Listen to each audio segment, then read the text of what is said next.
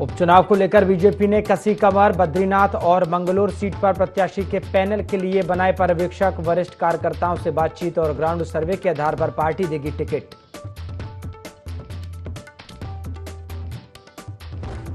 कांग्रेस प्रदेश प्रभारी कुमारी शैलजा ने ली वर्चुअल बैठक। बद्रीनाथ मंगलौर सीट पर लिया फीडबैक। कांग्रेस प्रदेश प्रभारी कुमारी शैलजा ने ली वर्चुअल बैठक।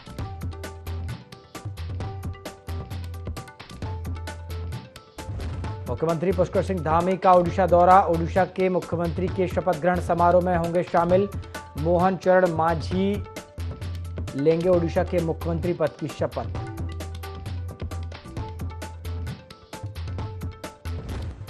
तीर्थयात्रियों को राहत। ऋषिकेश और हरिद्वार में यात्रा के लिए रजिस्ट्रेशन की सीमा खत्म। सीएम धामी ने यात्रा व्यवस्थाओं को बेहतर बनाने के लिए दिए निर्देश।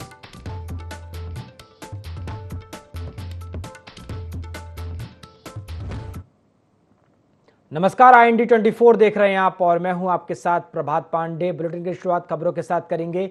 सोनीपत हरियाणा से नवनिर्वाचित कांग्रेस सांसद सतपाल ब्रह्मचारी के हरिद्वार पहुंचे। कांग्रेस कार्यकर्ताओं ने नारसन बॉर्डर पर उनका भव्य स्वागत किया। वरिष्ठ कांग्रेस कार्यकर्ता महबूबा आलम ने हरिद्वार वालों के लिए गौरव के पल हैं कहा। उन्होंने कांग्रेस के सभी कार्यकर्ताओं से अपील की कि वह इस ऐतिहासिक पल के साक्षी बने।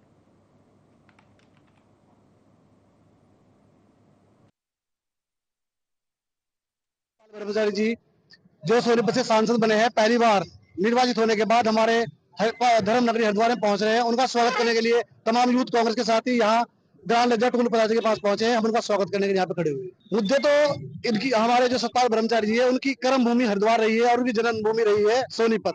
तो मुझे उम्मीद है जहाँ पे आदमी ने जन्म लिया वहाँ का मुद्दा उठाएगा और जहाँ पे उन्होंने अपने कर्म किए वहाँ पे मुद्दा उठाएंगे। ये गंगा माँ के आशीर्वाद से मैं जन्मभूमि की ओर चला गया था और जन्मभूमि ने मेरा पूरा साथ दिया, जिसमें हमारे हरियाणा के पूर्व मुख्यमंत्री श्री भूपेंद्र हुड्डा साहब, वहां से रोहतक से MP भाई दीपेंद्र हुड्डा जी और जो सोनीपत लोकसभा के सभी सम्मानित विधायक मेरे साथ हैं, 6 के 6, इन्होंने बहुत साथ दिया। और आज मैं सोनीपत से MP बनाने में कांग्रेस के कार्यकर्ता की, कांग्रेस हाईकमान की और कांग्रेस के विधायकों की, कांग्रेस की लीडरशिप का मैं धन्यवाद करना चाहता हूं। प्रदेश में उपचुनाव को लेकर भाजपा ने कमर कस ली है। बता दें कि मंगलौर विधानसभा के लिए पर्यवेक्षक के रूप में प्रदेश महामंत्री आदित्य कोठारी, राजपुर विधायक खजान दास और बद्रीनाथ सीट के लिए कैबिनेट मंत्री धन सिंह रावत, साथ ही रुद्रप्रयाग विधायक भारत चौधरी को नियुक्त किया गया है, जिसमें 2 सदस्यीय टीम क्षेत्र के वरिष्ठ कार्यकर्ताओं और पदाधिकारियों से संभावित उम्मीदवारों के नामों को लेकर विस्तृत चर्चा करेगी। भाजपा प्रदेश प्रवक्ता विपिन कैंथोला ने जानकारी देते हुए कहा कि मंगलौर और बद्रीनाथ दोनों ही विधानसभा सीटों पर पर्यवेक्षकों को जिम्मेदारी दी गई है।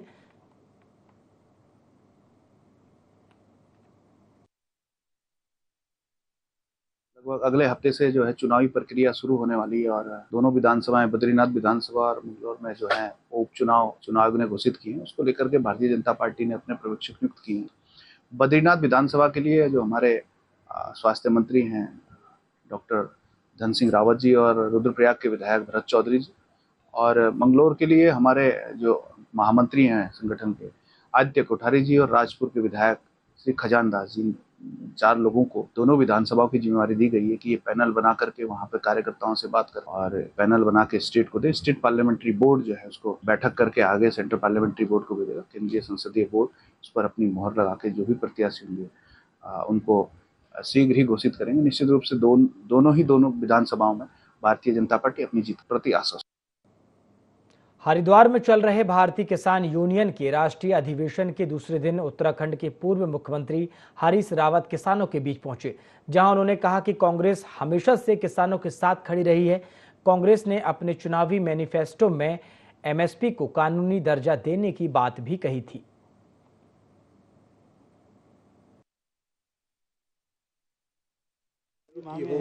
हमने तो अपने घोषणा पत्र में भी कहा है कि हम MSP को कानूनी दर्जा देंगे करके और ऋण माफी करवाएंगे और बीमा जो है बीमे की पद्धति को सुधारेंगे और भी बहुत सारी बातें हमने अपने घोषणा पत्र में किसानों से कही हैं।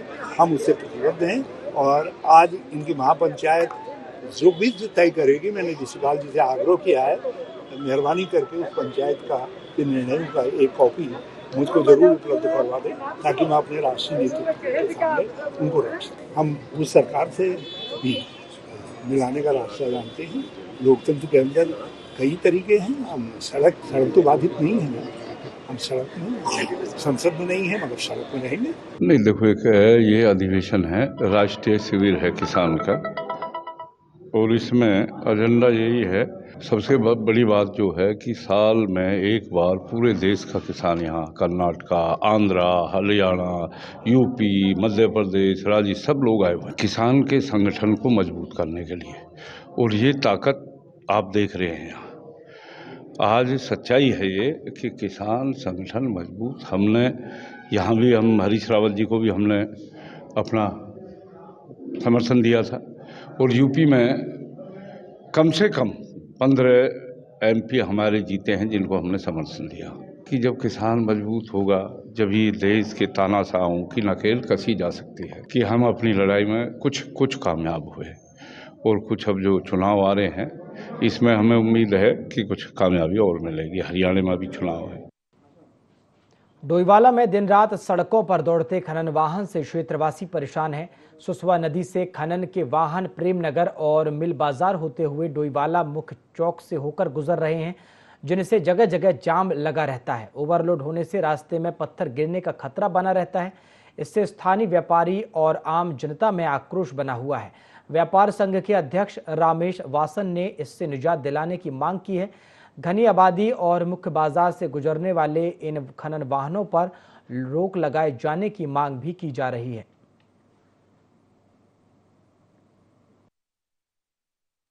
कि प्रशासन से रिक्वेस्ट है कि इस पर रोक लगाएं, और जिस तरीके से आवाजाही का रास्ता है रोड पे, इस पे पहली बात तो यह है कि इतना ट्रैफिक है कि कभी भी कोई दुर्घटना हो सकती है। 2 बार पहले पत्थर गिरे हैं, अगर किसी के सिर पे पत्थर गिर गया उसकी जिम्मेवारी किसकी होगी, उसे कौन संभाल लेगा?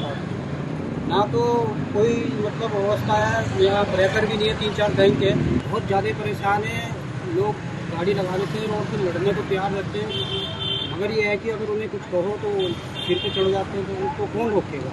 उसकी जिम्मेदारी किसकी है? इस रोड पर इतने डंपर और बड़े बड़े डंपर चलते हैं, जिसकी वजह से एक तो वैसे ही रोड पर जाम है, और एक ये जो रोड है सिंगल रोड है। सिंगल रोड होने की वजह से जाम ज़्यादा जल्दी लगता है। एक वो प्रेमनगर फाटक से जैसे ही वो फाटक खुलता है, इस बाजार में आधा घंटा जाम लगता है, और वो ओवर रोड इसके होते हैं, जिसकी वजह से डर लगा रहता है कि कहीं कोई दुर्घटना ना हो जाए। इसकी वजह से मैं आप प्रशासन से भी मांग करता हूँ कि बंदा इसको जल्दी से जल्दी या तो इसको बंद करें या इसकी जो है नो एंट्री कर। हरिद्वार एसएसपी प्रमेंद्र डोभाल के नेतृत्व में झबरेड़ा थाना क्षेत्र की घटना का खुलासा किया गया। हरिद्वार जिले की झबरेड़ा पुलिस ने 4 अंतर्राज्यीय शातिर लुटेरों को गिरफ्तार किया है, जो सुनसान इलाकों में बाइक सवार लोगों को तमंचे के बल पर अपना शिकार बनाकर लूट को अंजाम देते थे। पकड़े गए आरोपी तमंचे के बल पर लोगों से लूटपाट करते थे और लोगों की बेबसी का फायदा उठाकर सारा सामान लूट लेते थे।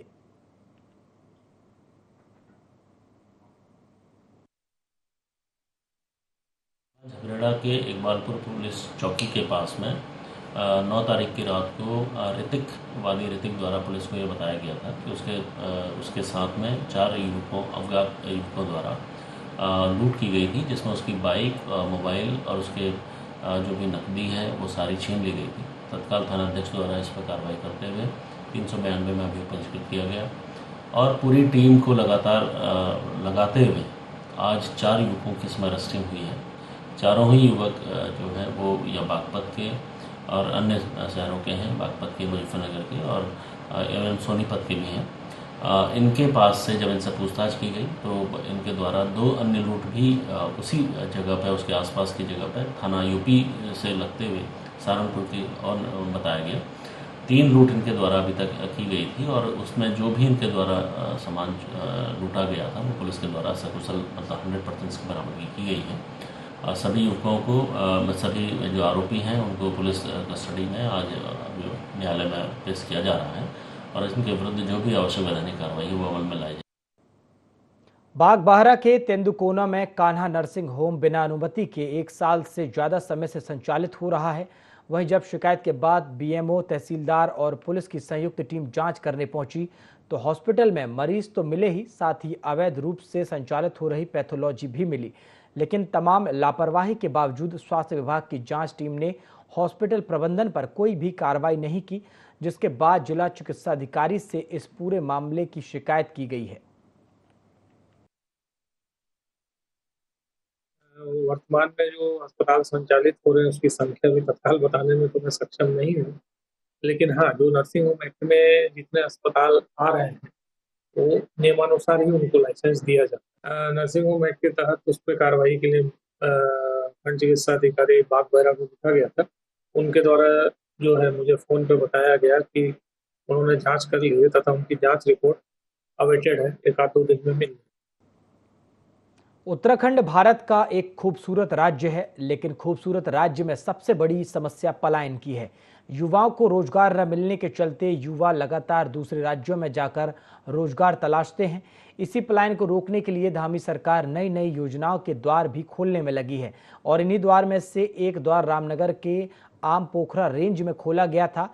आम पोखरा रेंज में नए पर्यटन जोन हाथी नगर नाम से तैयार किया गया था, जिसका शुभारंभ कुमाऊं चीफ प्रसन्न कुमार पत्रों और रामनगर के भाजपा विधायक दीवान सिंह बिष्ट ने किया, जो अब सफल योजना के तहत देखा गया है, जिसमें मार्च के महीने से लेकर अब तक 15 लाख से अधिक का राजस्व सरकारी खजाने में जमा कर दिया गया है। साथ ही आसपास के व्यवसायों को रोजगार भी मिलता हुआ दिखाई दे रहा है।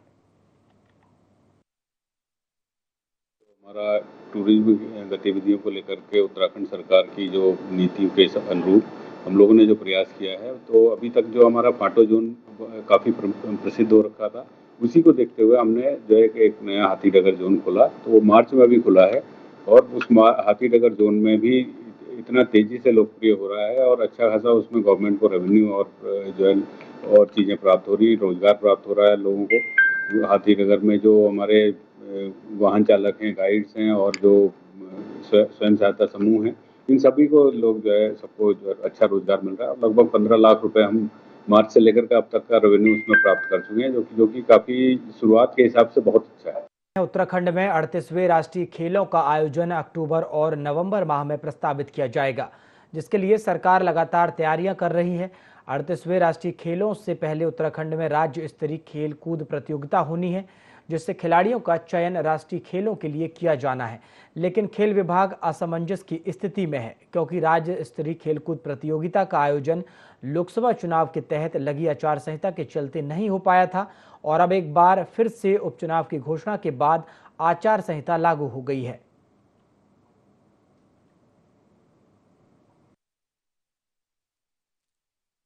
प्रदेश में वाकई राष्ट्रीय खेल होने जा रहे हैं और 38वें राष्ट्रीय खेलों की मेजबानी उत्तराखंड को मिली है, देवभूमि को मिली है, गर्व की बात है।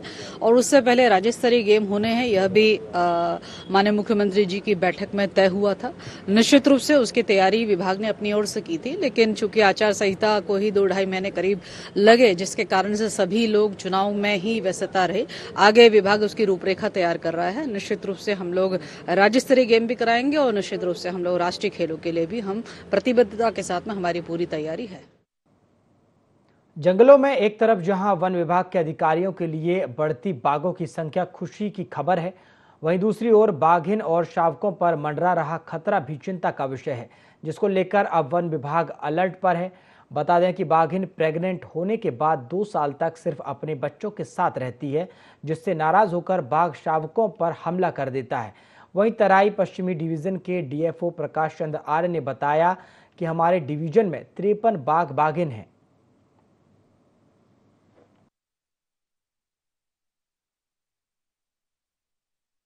ये हमारा जो एरिया है, इसमें जो तराई पश्चिमी का टोटल क्षेत्र है, इसमें हमारे पास अभी तक जो ऑफिशियली जो नंबर है वो लगभग 53 नंबर के संख्या है टाइगरों की, और उसमें से भी हमारे कुछ रेंजों में ज़्यादा हैं। जैसे उसमें हम फाटो की बात करें तो फाटो में काफ़ी टाइगर हैं।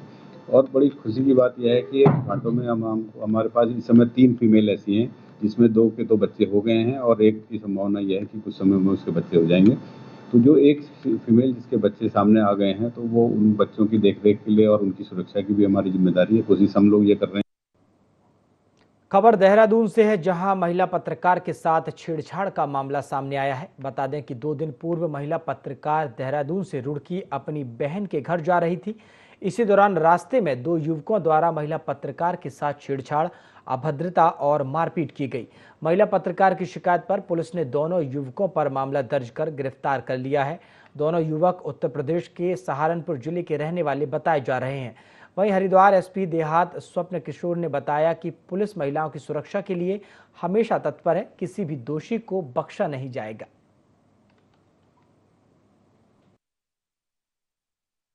मैं देहरादून से रुड़की के लिए आ रही थी और ये मोहंड क्रॉस करने के बाद एक बाइक पे 2 युवक सवार थे और उन्होंने हमारा पीछा करना शुरू करा। आगे पीछे वो करते रहे। हमने अपनी गाड़ी स्लो भी करी ताकि वो निकल जाए, लेकिन उन्होंने अश्लील फप्तियाँ उन्होंने कसी, अश्लील इशारे करे, गाली गलौज करने लगे और वो नशे में पूरे धुत थे। और उसके बाद फिर जो है उन्होंने हमारी गाड़ी को बिहारीगढ़ से आगे, जहाँ उत्तराखंड बॉर्डर लगता है, अमानतगढ़ पे हमारी गाड़ी के आगे उन्होंने अपनी बाइक लगाई और पत्थर उठाकर शीशे पे मारा और पूरी जान से मारने की कोशिश थी इनकी। मतलब इस लेवल पर इन्होंने जो बदतमीजी करी है। और उसके बाद मुझे घसीट कर इन्होंने बाहर निकाला, मुझे मारा इन्होंने। इस्माइलपुर का एरिया भी पड़ता है। ये दोनों लोग वहाँ के रहने वाले थे। उनमें से एक को वहाँ के लोग जो लोकल थे उन्होंने भगा दिया, एक को हम पकड़े रहे। इतने में कुछ लोग पुलिस को लेकर आ गए और फिर उसके बाद अब दोनों आरोपियों को जेल भेज दिया। परसों रात्रि में एक महिला के साथ कुछ युवकों के द्वारा अभद्रता किए जाने की शिकायत प्राप्त हुई थी। इस संबंध में हरिद्वार पुलिस के द्वारा तत्काल आईपीसी का अभियोग पंजीकृत करते हुए दोनों आरोपियों अर्जुन और शुभम को हिरासत में लेते हुए उनके विरुद्ध प्रभावी और त्वरित कार्रवाई अमल में लाई गई। महिलाओं के साथ होने वाले अपराधों के प्रति हरिद्वार पुलिस निरंतर जीरो टॉलरेंस की नीति पर चलते हुए प्रभावी कार्रवाई और त्वरित कार्रवाई करने के लिए प्रतिबद्ध है। उत्तराखंड के पहाड़ी क्षेत्रों में लोगों की समस्याएं थमने का नाम नहीं ले रही हैं। जनप्रतिनिधियों से लेकर शासन तंत्र तक इससे बेखबर है। स्थिति यह है कि पहाड़ी क्षेत्र के लोग मूलभूत सुविधाओं के लिए जूझ रहे हैं। हर व्यक्ति के लिए आधार कार्ड बहुत जरूरी है। आधार कार्ड नहीं होने से लोगों को वे सभी सुविधाएं नहीं मिल पा रही हैं जो उन्हें मिलना चाहिए। आधार केंद्रों की हालत यह है कि इन्हें ढूंढने के लिए लोगों को दूरबीन का सहारा लेना पड़ रहा है। क्या है पहाड़ी क्षेत्र में आधार केंद्रों की स्थिति, देखिए खास रिपोर्ट। उत्तरकाशी में आधार कार्ड लोगों की एक समस्या बन चुकी है। गंगोत्री से उत्तरकाशी तक, बड़कोट से उत्तरकाशी और लंबगांव, कंडीसोर से उत्तरकाशी तक करीब 70 से 80 किलोमीटर के क्षेत्र में केवल एक आधार सेंटर है। यह आधार सेंटर भी कभी खुला रहता है तो कभी बंद। इसके खुलने और बंद होने का कोई भी समय निश्चित नहीं है, जबकि इस सेंटर पर दूर दराज से लोग आधार कार्ड बनवाने आते हैं, जिसमें उन्हें किराए भाड़े में ही 400 से 500 रुपए लग जाते हैं। लेकिन आधार सेवा केंद्र के बंद होने से निराश होकर वापस लौटना पड़ता है। ये बड़े आश्चर्य की बात है कि इतने बड़े क्षेत्र में केवल एक ही आधार सेवा केंद्र है। स्थानीय निवासियों का कहना है कि इससे पहले जहां 4 से 5 आधार सेवा केंद्र थे, जो अब बंद हो चुके हैं। दूरस्थ क्षेत्रों से जो है लोग आ रहे हैं लगातार। आधार कार्ड में कई तरह की समस्या आती है, या नए आधार कार्ड बनाने हो या किसी का करेक्शन करना हो। और जिस तरीके से पूर्व में जो है काफ़ी सेंटर भी हुआ करते हैं, आज जो है वर्तमान स्थिति ये है कि एक भी सेंटर जो है यहाँ मुख्यालय में जो है मौजूद नहीं है। सिर्फ एक जो बिरला गली के पास है, वो भी जो है सीमित 20 या 25 लोगों का ही एक दिन में कार्य कर पा रहा है। पर पूर्व में जैसे कि कलेक्ट्रेट में जो है सरकारी उसमें जो है वो बन रहा था, इस तरह के सारे सेंटर जो है बंद हो रखे हैं, जिससे जो आम जन को बहुत परेशानी हो रही है। उत्तरकाशी जिला जो कि क्षेत्रफल की दृष्टि से बहुत बड़ा है, लेकिन मात्र यहाँ पर जो है 2-3 सेंटर है, लेकिन वो भी प्रॉपरली यहाँ पर जो है ऑपरेट नहीं हो पाते, कोई संचालित नहीं हो पाते। लेकिन अगर बात करूँ तो न्यू बॉर्न बेबी की और जो एंड ऑफ द ईयर में जो चल रहा है, उसमें डॉक्यूमेंट्स की बहुत ज़्यादा ज़रूरत है। इसमें जैसे कई लोग क्या होते हैं, ग्रामीण आ जाते हैं, एडमिशन का टाइम होता है, बैंक का अकाउंट खोलना है, उसमें आधार बहुत ज़रूरी है, या फिर बैंक का पैसा का लेन देन करना तो उसमें आधार लिंक होना बहुत ज़रूरी। लेकिन जब आधार ही नहीं है, उसमें क्या है कि कुछ चेंज करना है, तो इसमें बहुत बड़ी समस्या हो रही है। यहाँ पर जो है आधार सेंटर खोलना चाहिए। पहाड़ी क्षेत्र के डूंडा में महिला एवं बाल विकास में एक आधार सेवा केंद्र था, वे भी बंद कर दिया गया है। वहीं चिनियाली सोड़ के तहसील में एक सेंटर है, इसके भी यही हाल है। यह आधार सेवा केंद्र कभी खुलता है तो कभी बंद रहता है। आधार सेवा केंद्र की कमी होने से गिने चुने आधार सेवा केंद्रों पर काफी भीड़ जमा रहती। आधार सेवा केंद्र से कुछ लोगों के आधार कार्ड बनाकर बाकी सभी को लौटा दिया जाता है, जिससे निराश हुए लोगों का आना जाना बेकार हो जाता है। और एक आधार कार्ड बनवाने में उन्हें खासी मशक्कत करना पड़ती है। लिहाजा इस अव्यवस्था ने भीषण गर्मी में छोटे बच्चों से लेकर बड़ों को भी परेशान कर रखा है। जनपद मुख्यालय की बात करें तो यहाँ पर बिल्ला गली जोशियाड़ा में आधार केंद्र थे और इसके साथ ही चिन्याली सौड़ बड़कोट तहसील मुख्यालय में भी आधार केंद्र थे और अभी सिर्फ यहाँ पर पूरे जनपद में एक ही आधार केंद्र चल रहा है। और इससे काफ़ी, क्योंकि आधार एक आज के समय में आधार एक व्यक्ति की पहचान है, एक आम व्यक्ति की सबसे मूलभूत आवश्यकता आज हम कहें तो आधार है। उसको जिला प्रशासन को संज्ञान में इस मामले को लेना चाहिए और जल्द ही आधार यहाँ पर आधार केंद्र बंद हो गए हैं, इनको खुलवाना चाहिए। इस मामले में हम बात करें जनप्रतिनिधियों की तो अधिकांश जनप्रतिनिधि क्षेत्र के लोगों से केवल वोट लेने तक ही सीमित है। क्षेत्रीय विधायक ने भी इस मामले को संज्ञान में नहीं लिया है। उत्तरकाशी जनपद के डिस्ट्रिक्ट मैनेजर अनिल रावत से जब बात की गई तो उनका कहना है यूआईडी के नियमों के हिसाब से आधार सेवा केंद्र को एक सरकारी कर्मचारी ही ऑपरेट कर सकता है और आधार सेंटर सरकारी भवनों में ही संचालित किए जाएंगे। इसके लिए 3 बार टेंडर निकाले जा चुके हैं, लेकिन आज तक किसी ने टेंडर नहीं डाला है, जिसके कारण प्राइवेट में चल रहे आधार सेंटर लगातार बंद हो रहे हैं। इसी के कारण जनता परेशान है। फिलहाल आने वाले कई महीनों तक इस समस्या का समाधान नहीं निकलने वाला है। सारे काम आजकल आधार कार्ड से ही होते हैं, लेकिन जो चाहे वो न्यू बॉर्न बेबी हो, चाहे वो स्कूल के स्टूडेंट हो, चाहे वो जनता हो, तो आजकल CSC सेंटर बंद पड़े हुए हैं, सारे आधार कार्ड सेंटर बंद हैं। तो लोगों को एक कतार बना के आधार सेंटर में खड़े रहना पड़ता है, बहुत परेशानियों का सामना करना पड़ रहा है। तो मैं प्रशासन से यही अनुरोध करना चाहूँगी कि जो ये सारी परेशानियां हैं उनको सॉल्व करने की कोशिश करें ताकि आधार कार्ड बनने में कोई परेशानी ना हो। भारत सरकार का जो UIDAI डिपार्टमेंट है जो पूरा आधार को हैंडल करता है, उनकी तरफ से एक लेटर आया था कि इन हाउस मॉडल के थ्रू ही अब आधार के जो सेंटर हैं वो चलने हैं। तो इन हाउस मॉडल के थ्रू ऐसा था कि जो भी एम्प्लॉयज़ में काम करेंगे, आधार के जो भी ऑपरेटर होंगे, वो या तो किसी गवर्नमेंट ऑर्गेनाइजेशन में होने चाहिए या फिर किसी भी ऑर्गेनाइजेशन के थ्रू उन्हें रखा जाना चाहिए। तो हमारे यहाँ पे जो अभी ऑपरेटर काम कर रहे थे वो कमीशन बेस पे काम कर रहे थे और जब उनकी आईडी एक बार बंद हुई तो वो लगभग 1 साल के लिए बंद हो गई और उसके बाद वो ओपन इसलिए नहीं हो पाई क्योंकि इन हाउस मॉडल में हम उसे अभी तक ला नहीं पाए थे। तो हमने क्योंकि इसके लिए विज्ञप्ति 2 बार पहले भी जारी करी थी, तो इसमें अभी तक कोई भी फर्म या ऑर्गेनाइजेशन ने पार्टिसिपेट नहीं किया था। शासकीय कामकाज से लेकर निजी कामों में जहां लोगों को आधार कार्ड की जरूरत पड़ती है, तो वहीं पहाड़ी क्षेत्र में निवास करने वाले लोगों के आधार कार्ड नहीं बन रहे हैं।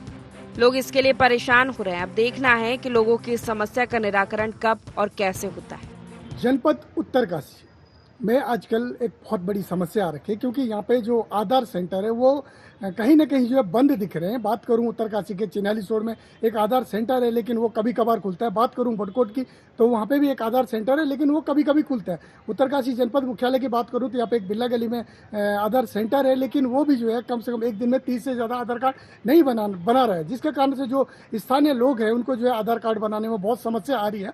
और लोग जो है 2 महीने के बच्चों से लेके जो है यहाँ पे जो है बुजुर्ग लोग तक जो है लाइन में खड़े रहते हैं, लेकिन जो है उनका नंबर जो है कभी 10 दिनों में आता है, कभी 15 दिनों में आता है। यानी कि एक आधार कार्ड में एक फ़ोन नंबर अपडेट करने में जो है कम से कम 15 से 20 दिन लोगों के लग जा रहे हैं। यहाँ पे जो डिस्ट्रिक्ट मैनेजर हैं आधार जो देखते हैं यहाँ पे, उनसे मेरी जब बात हुई तो उनका कहना है कि जो है ये जो मामला है ये सेंटर से UID से होता है, जो सेंट्रल गवर्नमेंट की एक अथॉरिटी है उनके द्वारा यहाँ पे होता है और वो यहाँ से जो है पत्राचार लगातार कर रहे हैं। लेकिन जो है UID के जो आदेश हैं कि उनका कहना है कि जो है केवल जो है सरकारी एम्प्लॉई या सरकारी बिल्डिंगों में जो है ये आधार केंद्र संचालित होंगे और जो प्राइवेटों में दे रहे थे लगातार जो उनकी आईडियाँ बंद हो रही है। लेकिन जो सरकारी सेंटर है उसके लिए आज तक जो है किसी ने टेंडर नहीं डाले हैं, जिसके कारण से जो है आधार सेंटर जो है लगातार बंद हो रहे हैं। लोगों को आधार के चक्कर से बहुत बड़ी समस्याओं का सामना करना पड़ रहा है।